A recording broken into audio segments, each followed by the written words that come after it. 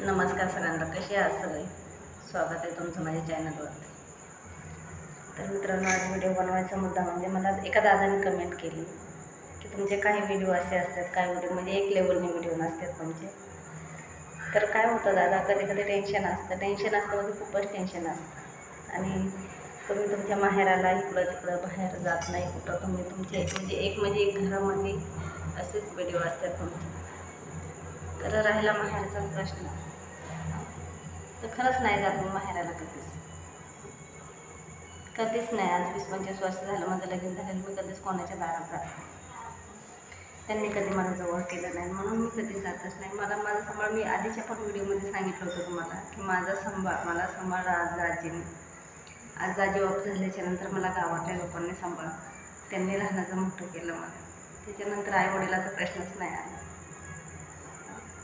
त्यांच्या संग माझं जास्त बोलणं की प्रेमाने जवळ बसणं, माझ्या घरी येणं हा काही विषय नव्हता.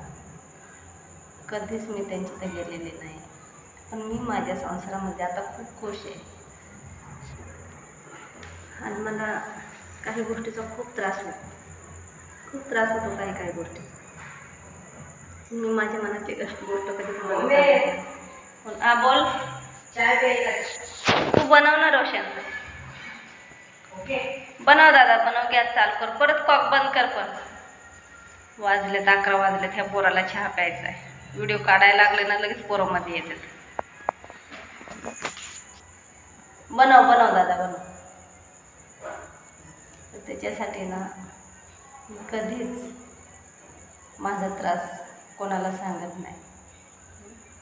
जसे मला व्हिडिओ बनवायला येतात तसे व्हिडिओ बनवते. त्याला कसं पाहिजे तुम्हाला सांगू का, इकडं फिरायला जाणं, तिकडं फिरायला जाणं, एक शांतता पाहिजे, खुश पाहिजे, ती आवड पाहिजे. तेवढी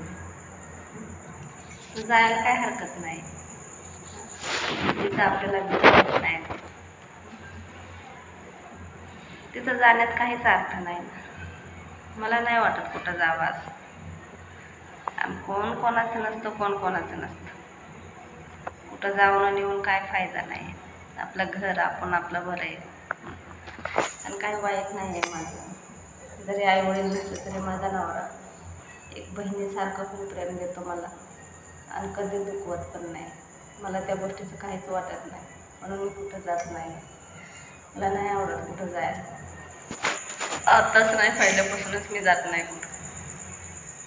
जे आहे ते बरं आहे आपल्या घरातच. आपलं सुखदुःख आपल्यापाशीच. काय जायचं कोणाच्या दारात.